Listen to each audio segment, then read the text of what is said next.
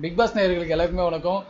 ஒரு 3-4 நாளாக வந்து ஒரு செம்ம மழை அடிச்சு இப்போ தான் வந்து எல்லாமே கொஞ்சம் கொஞ்சமாக சரியாயிட்டு இருக்கு. ஸோ இன்னைக்கான ப்ரோமோ ரிலீஸ் ஆயிருக்கு. ஸோ அதை பற்றி கொஞ்சம் பார்த்துட்டு வந்துடலாம். வைல்டு கார்டு வந்ததுக்கப்புறம் இந்த வீட்டில் இல்லை. ஸோ நிக்சன் வந்து ஒரு வார்த்தை சொல்லியிருந்தாரு, பண்ணே இல்லை, பண்ணுன்ற வார்த்தையை இப்போ வந்து வேற வார்த்தையாக தான் இருக்குது, அது செயலே இல்லை. நீங்கள் வர்றதுக்கு முன்னாடி வந்து நாங்கள் வந்து கட்டி புரண்டு சட்டை போட்டாலும் ஒரு லவ் அன்போட சந்தோஷமாக இருந்தோம். நீங்கள் என்னைக்கு உள்ளே வந்து கால் வச்சிங்களோ ஸோ அன்றைக்கே வந்து இந்த வீட்டில் இந்த சந்தோஷம் எல்லாம் போயிடுச்சு அப்படின்னு சொல்லி சொன்னார்.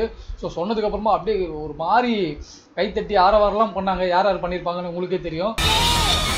ஸோ அவர் சொன்னதில் வந்து ஒரு சின்ன லாஜிக் இருக்குது. என்னன்னா, ஒரு வீட்டுக்கு வந்து புதுசாக யாருன்னா வந்தாங்கன்னா அவங்களை என்ன பண்ணுவோம், நம்ம முதல்ல வரவேற்போம். அதுக்கப்புறமா வந்து அவங்களுக்கு தேவையானதெல்லாம் கொடுத்துட்டு அதுக்கப்புறமா அவங்களுக்கு கம்ஃபர்டபுள் இல்லை, அதுக்கப்புறமா அவங்க என்ன பண்ணுறாங்கன்றதை பார்க்கலாம். வந்தவங்களை கொஞ்சம் கம்ஃபர்டபுளாக விட்டு அவங்கள விளையாட விட்டு ஸோ அவங்க யார் யாரெல்லாம் எப்படின்னு தெரிஞ்சுக்கிட்டு ஸோ அதுக்கப்புறமா வந்து நீங்கள் நாமினேட் பண்ணி ஸ்மால் பாஸ் ஹவுஸ் காமிச்சா பரவாயில்ல. வந்த அப்பவே மொத்தமா தூக்கி உள்ள போட்டீங்க. ஸோ கடுப்பாகலாம் மாட்டாங்களா? அவர் விரல்ல போட்டுக்கிட்டு இருந்த ஒருவன் மோதிரத்தை ஒரு கோழி முழுங்கிருச்சான். அந்த கோழி இன்னைக்கு 2 முட்டையிட்டு இருக்கு. அந்த முட்டை உங்க கடைக்கு வந்துருச்சான். வைல்ட் கார்டு என்ட்ரி கொடுத்தவங்களால தான் பண்ணு போச்சுன்னு சொல்றீங்களே. ஸோ அவங்க வந்ததுக்கு அப்புறமா தான் உள்ள நடக்கிற குரூப்பிசம், யார் யாரெல்லாம் என்னென்ன பண்றாங்க, யார் வந்து யாரை வந்து மேனிபுலேட் பண்றாங்க, யார் வந்து யாரை வந்து தூண்டி விடுறாங்க, இந்த விஷயம்லாம் வந்து ஒரு ஆப்போசிட்ல ஒரு டீம் வந்ததுக்கு அப்புறமா தான் இதெல்லாம் உங்களுக்கே தெரிய ஆரம்பிச்சுது. ஸோ நீங்க வந்து அவங்க வந்து பண்ண இல்லை அப்படின்லாம் சொல்றது ரொம்பவே தப்பு. இவ்வளோ பேசுற நிக்சன், நீங்களே வந்து குரூப்ல தான் மாட்டிட்டு இருந்தீங்க. ஸோ இவங்கலாம் வந்து வெளியே சொன்னதுக்கு அப்புறமா தான் ஓகே நம்மளும் வந்து அந்த இதுல மாட்டிக்கிட்டோமோ அப்படின்றது தெரிஞ்சு இப்போதான் கொஞ்சம் வெளியே வந்திருக்கீங்க.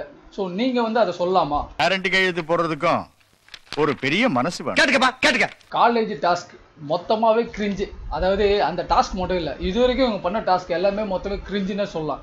ஏன்னா ஒரு டாஸ்க்கு கூட ஒழுங்காக பண்ணல, ஒரு டாஸ்க்கு கூட வந்து பார்க்குறவங்களுக்கு ஒரு என்டர்டெயின்மெண்ட்டோ ஒரு சின்ன சிரிப்பை கூட வர வைக்க மாட்டுது. ஏன்னா அவ்வளோ மோசமாக விளையாடுறாங்க. ஸோ இதுக்கு முன்னாடி வந்த சீசனில் பார்த்தீங்கன்னா அந்த கண்டஸ்டன்ட் எல்லாமே டாஸ்க்குன்னு வரும்போது அவ்வளோ சூப்பராக விளையாடுவாங்க, அவ்வளோ ஃபைட் பண்ணுவாங்க. மழை தண்ணி அப்படின்ற மாதிரி ஒரு ஹெவியான டாஸ்க்லாம் இருக்கும். ஸோ அந்த டாஸ்க்லாம் வந்து அவங்க சூப்பராக ப்ளே பண்ணியிருந்தாங்க. ஆனால் இவங்களுக்கு டாஸ்க்குன்றது வந்து ரொம்ப ஹெவியெலாம் கிடையாது, சும்மா ஜஸ்ட் லைக் தட் மட்டும்தான் இருக்குது. ஸோ இதே வந்து இவங்க ரொம்ப அப்படியே பெரிய டாஸ்க் மாரி பண்ணுறாங்க. ஆனால் அதில் ஒரு கண்டென்ட் கூட கொடுக்க மாட்டாங்க. சரி டாஸ்க்கை விடுங்க, டாஸ்க் முடிச்சதுக்கப்புறமா அட்லீஸ்ட் ஏதாச்சும் ஒரு என்டர்டெயின்மெண்ட் அது கூட கிடையாது.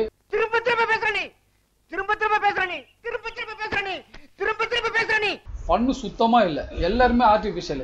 அதாவது சொல்லி கொடுத்து ஒரு டைலாக் வந்து பேசுகிறாங்க தெரியுமா, ஒரு ஆர்டிஸ்ட் கிட்ட டைலாக் கொடுத்து பேச சொல்லும்போது அந்த ஆர்டிஸ்ட் வந்து என்ன பண்ணுவாங்கன்னா அந்த டைலாக்கை உள்ளே வாங்கிட்டு அந்த சீனோட எமோஷனை வந்து வெளிப்படுத்தணும். அதாவது லைவாக எமோஷனை வெளிப்படுத்தினா தான் பார்க்குற ஆடியன்ஸுக்கு பிடிக்கும். ஒரு டாஸ்க்குன்னு கொடுக்கும்போது நம்ம டாஸ்க் வந்து ஒரு இன்ட்ரெஸ்டிங்காக இருக்கும். ஸோ இவங்க டாஸ்க் பண்ண போகிறாங்க, இவங்க வந்து கேம் விளையாட போகிறாங்க, ஸோ இவங்க வந்து என்ன பண்ண போகிறாங்கன்னு தெரியல அப்படின்ற மாதிரி ஒரு விறுவிறுப்பும் ஒரு சுவாரஸ்யமாக இருக்கும். ஆனால் இதில் என்ன பண்ணுறாங்கன்னா, இவங்க 2 பேர் தான் சண்டை போட்டுக்க போகிறாங்க, இவங்க வந்து கூட இருந்து அவங்களுக்கு சப்போர்ட் பண்ண போகிறாங்க. ஸோ இவங்க போய் பின்னாடி போயிட்டு இவங்களுக்கு சொல்லிக் கொடுக்க போகிறாங்க. ஸோ ஒரு 4-5 பேர் வந்து இவங்களுக்கு சிங்சாங் அடிச்சுட்டு லாஸ்ட்டாக வந்து கை தட்டிட்டு போயிட போகிறாங்க. இப்படி தான் நடக்குது அப்படின்ற டாஸ்க் வந்து நம்மளுக்கே தெரியுது பார்க்கும்போது. ஸோ இதுதான் நடக்க போகுது அப்படின்றத. ஒரு டாஸ்க்கு இந்த மாதிரி டிசைனில் தான் நடக்க போகுதுன்னு தெரிஞ்சால் அந்த கேமில் என்ன சுவாரஸ்யம் இருக்கும்?